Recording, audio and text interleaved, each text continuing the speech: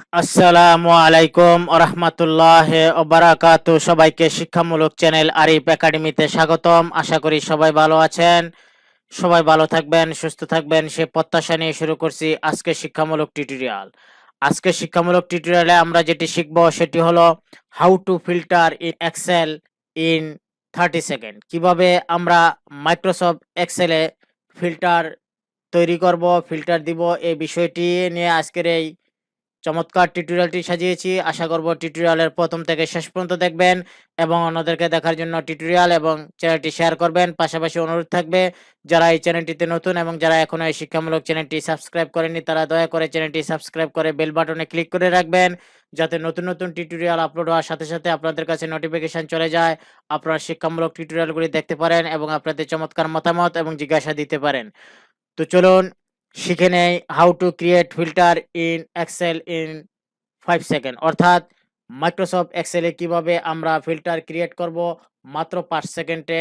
এর বিস্তারিত প্রথমে আমরা একটি এক্সেল ডকুমেন্ট ওপেন করব। আমরা এক্সেল ডকুমেন্ট ওপেন করলাম।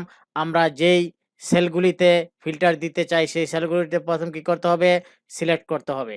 আমি চাচ্ছি এখানে ডেট, ডেসক্রিপশন, নেম, ইন এবং আউট, এই 5টি সেলে আমি কি করব, ফিল্টার ক্রিয়েট করব। এই জন্য আমাকে কোথায় ক্লিক করতে হবে, ডাটা যে রিবন বার আছে ডাটা রিবন বারে ক্লিক করতে হবে। করলাম। এরপর দেখুন এখানে ফিল্টার, শুধু একটি ক্লিক করবেন, ফিল্টার ক্লিক করলাম। আমরা ফিল্টারে ক্লিক করলাম।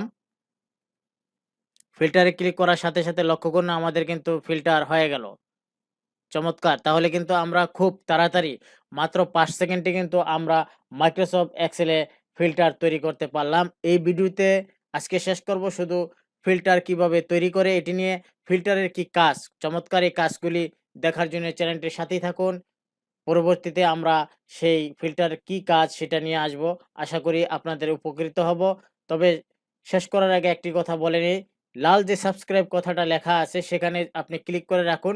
ক্লিক করলে যেই বেনিফিটটা হবে সেটা হবে যে আমরা যখন চ্যানেলে টিউটোরিয়ালগুলি আপলোড করব সাথে সাথে আপনার কাছে নোটিফিকেশন চলে যাবে। আপনি কিন্তু টিউটোরিয়ালগুলি দেখে আপনি শিক্ষা অর্জন করতে পারবেন।